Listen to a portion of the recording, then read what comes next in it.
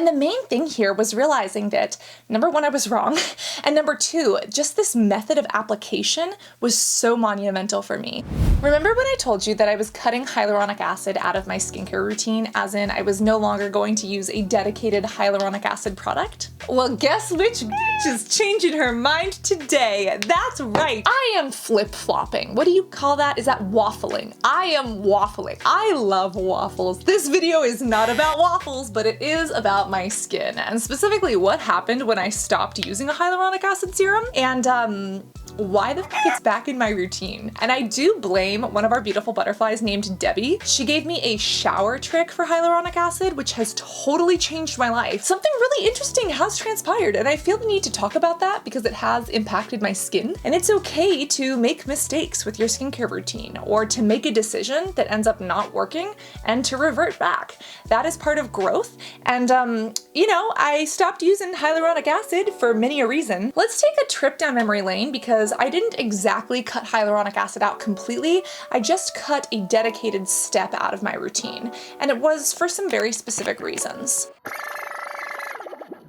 Hyaluronic acid is used along with an occlusive, meaning some sort of a barrier that doesn't allow this moisture to escape. So for example, you're in a humid environment, you have something moist like a toner or an essence on the skin, then you put on a hyaluronic acid and then you seal it in with something like Vaseline or petrolatum jelly. And that's the first reason that I stopped using hyaluronic acid, was because I'm an oily bitch and it was summer. Now hyaluronic acid, when created by our bodies, especially in the skin, specifically has a half-life of around 12 to 24 hours, which means by the time our fibroblasts, these special little cells, create this hyaluronic acid, 12 to 24 hours later, half of it is gone. And that's deep inside of our skin where it's hard for the sun to shine. But again, because of that, again, it's still a wonderful molecule. It still does great things. And again, the half-life doesn't mean it's completely gone. But I was just like, is this really something I need a dedicated step in my routine for? And that's where we get to the third reason that I stopped using hyaluronic acid, is that it is in almost everything. And when you do turn and learn your ingredients, if you literally pick up almost any product, you're probably going to see hyaluronic acid or a form of hyaluronic acid in there. It may be labeled as sodium hyaluronate, hyaluronic acid, or hydrolyzed hyaluronic acid. It's in a lot of different things, from our green tea essence toners, to our exfoliating serums, to our hydration peptide night moisturizers, and even our recovery masks. And because of that, I'm like, do I really need a dedicated step in my routine to be applying hyaluronic acid when I'm actually getting quite a good amount that's already blended in and formulated into the other steps of my routine?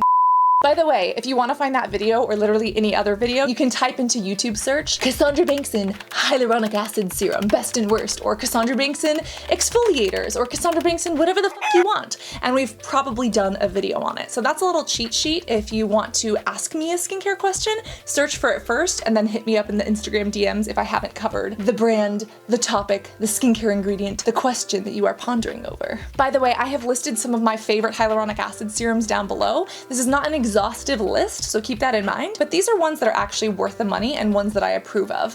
Whereas things like this was just a no-go. This is a no for me. For me, from me. A no from me. Oh, I'm glad that didn't break. Now, when I cut that hyaluronic acid out of my routine, I really did love the OSEA Hyaluronic C Serum, and I had done a video earlier in the year speaking about the best and worst hyaluronic acid products, and I had been burned, like literally, by this Catrice Hyaluronic Acid Pro Hydro Plumping Serum. This was painful physically, like it made my skin burn, but I really did enjoy some of the other hyaluronic acid products. I just didn't want to continue spending the money on them because, especially this one, while very good, it was a little bit more expensive. And during the summer, I had actually used this for a short amount of time. I went to an island. It was very beautiful. I broke my foot. I broke my foot by not jumping off a waterfall. That's a story for another day. But I was spraying this on my skin and my skin absolutely loved it. So this has water in it that binds to the hyaluronic acid and pulls things into the skin. And then this also has the squalane oil that locks it in. And I was using this in an island humid climate, so it really was working for me. But after that, I kind of went cold turkey on the hyaluronic acid. I'm a vegan. Am I allowed to go cold turkey? What do I do as a vegan? Cold tofurkey? Is that what I did? I cold tofurkey tofurkeyed it. Anywho, I stopped using hyaluronic acid in my routine, and at first I wasn't regretting it. I didn't notice major changes in my skin. For example, my skin didn't shrivel up and dry out, but a couple of changes did happen over time. For example, especially as we got into the winter, my skin has been drier this winter than it ever has been in pretty much my entire life. Other than that one time that I was a flake monster on YouTube, maybe, what was that, 8, 9 years ago now? No, that was 10 years ago. We've had this channel for in the decade, woo! Since then, my skin has not been as dry as I feel it has been this winter, and I'm still very oily, so I still have oiliness in my skin even when it's dry, but I started to notice a bunch of crusties on my skin that hadn't appeared before. And these crusties, I could get them to go away with things like exfoliation, specifically AHAs or like really gentle enzyme scrubs, but I was kind of disappointed because they kept on showing up, and I did notice some new fine lines that I hadn't seen before, and I actually got really freaked out because I was like, oh my goodness, am I super stressed? Like, am I aging much more rapidly than before? Is my sunscreen not sunscreening? Is this Purito all over again? Well, I was noticing a little bit more crepiness in my skin, and even though I could get rid of some of the texture, this dryness would still pop up in between the days that I was exfoliating. And I was like, what the fuck is going on? And I do have really good moisturizers in my routine. If I use those moisturizers very liberally, I can get it to be better. You know, moisturizers can help with minimal fine lines and wrinkles, but it wasn't until our beautiful butterfly Debbie said something on Discord that I thought, A, do I need to try that? And then B, when I did, all of this like crusty, dry gunk, as well as a lot of these little fine wrinkles, they're not gone, but they're much, much better. So let me tell you what the fuck Debbie said.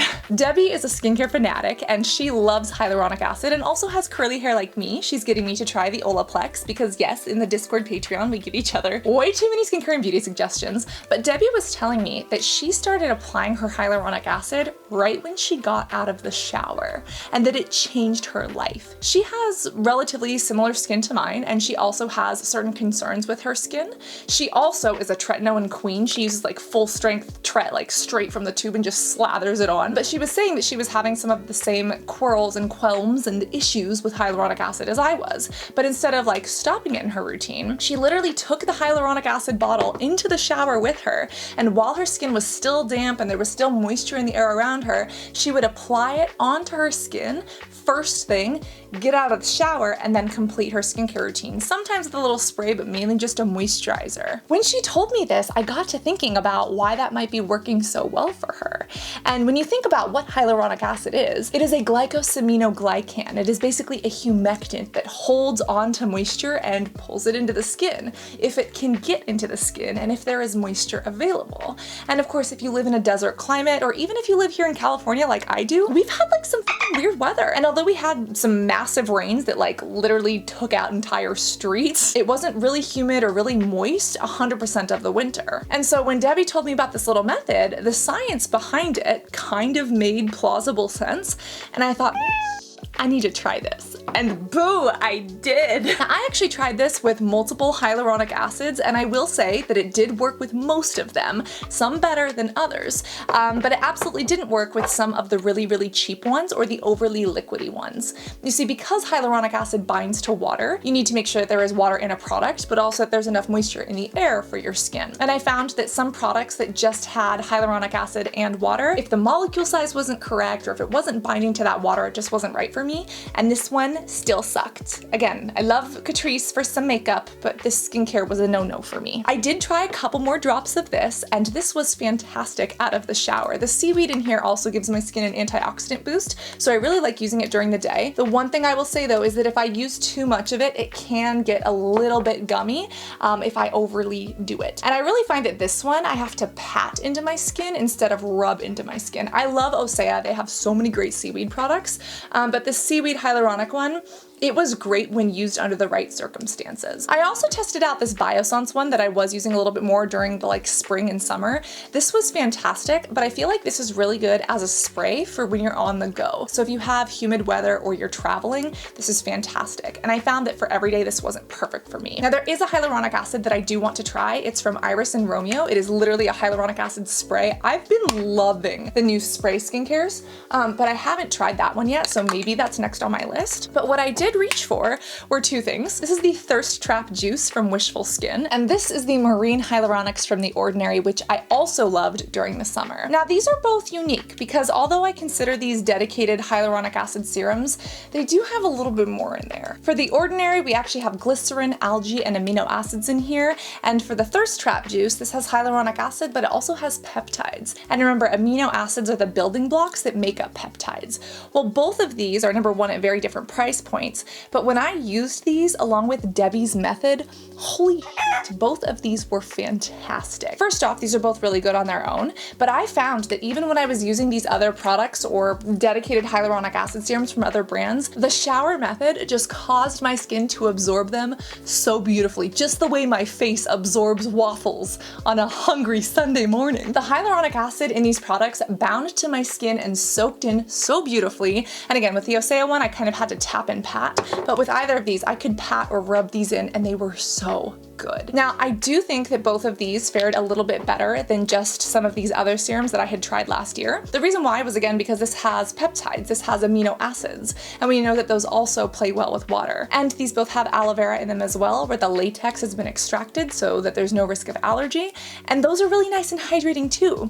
But even when I was adding these back in, when I was using the shower method, I realized I'm no longer getting the crusty muffins on my face, and these little fine lines that I was noticing, they are much better now, and I feel like these have plumped up my skin even more than the moisturizer. Now, these are at very different price points. This is also very expensive from OSEA. Really, really good, especially if you're into like natural beauty. This one from Wishful Skin plays so well under sunscreen, under makeup. It's also called Thirst Trap Juice, and I kind of love that because it looks like a magical little unicorn bottle, and I promise I didn't get it just for the bottle. It is the ingredients. It's vegan and cruelty free, but holy shit, the bottle was nice, and this plays so well. This layers so well under sunscreen and different cosmetics, and with all of the different moisturizers I've tried with it, it hasn't given me issues the way some other products kind of gum up on me, especially for a hyaluronic acid and peptide serum. I feel like this is having a moment. And The Ordinary, this is an oldie but a goodie. This is also much less expensive. It used to be $8 when I bought it in the summer. I probably need a new bottle, and I think the price may have gone up, but also the price of everything has gone up. But this is really nice and lightweight, and I find that this is much more watery and a little bit less grippy. And this one from Wishful just holds on to my moisturizer or my foundation much nicer, so I like this under makeup application. One other thing that I have to mention is my blemish healing time. You see, when you have blemishes or acne, first off, welcome to the sisterhood. We love to have you here. We are sorry for the pain that may be on your face, chest, and back, but I get you, baby, or elsewhere on your body, because acne does not discriminate. Unfortunately, it just goes anywhere and everywhere it wants to. But when it comes to acne lesions, they literally are like little skin wounds, especially if you're prone to picking them, and I don't like to admit it, but sometimes I am a little bit of a picky person. Now, where does hyaluronic acid come into play with skin picking? Well, with skin picking or with blemishes, that is a wound on the skin. And one thing that hyaluronic acid is great for is wound healing. We know that the body uses it in wound healing, and there have been medical studies showing that hyaluronic acid application to wounds can actually help it heal better. And so when I was using it on my little blemishes, I was like, wait, these are healing up faster again. Because I thought like my skin cell turnover was just slowing down or something. I was kind of fucking confused. But with the right hyaluronic acid, specifically those with peptides or with amino acids, I noticed that, you know, my blemishes are still there, but my wound healing seems to be a little bit faster. And again, is that placebo effect? Possibly. Is that my brain playing tricks on me? Quite possibly. It does that often. But when I look at my pictures, like my before and afters, I feel like I'm seeing a 1 or 2 day improvement. And as someone who stares at my skin way too fucking much, way too critically, I feel like if anyone's gonna notice it, it is me. And you know what? From my experience, this has been helping my little blemishes heal up faster, especially those little annoying ones that gather around the sides of your nose right before your period, or the ones in the hairline. I guess I didn't realize how much hyaluronic acid was contributing to my skin being able to heal and repair itself. And the main thing here was realizing that number one, I was wrong, and number two, just this method of application was so monumental for me. Even some of these other products that I wasn't loving, they did work slightly better even if they didn't work overall. And the ones that did work for me in the past started working way better. And just based on the way that hyaluronic acid works, it makes sense that Debbie's shower hyaluronic acid application method would be a really great option. I was wrong about removing hyaluronic acid from my routine.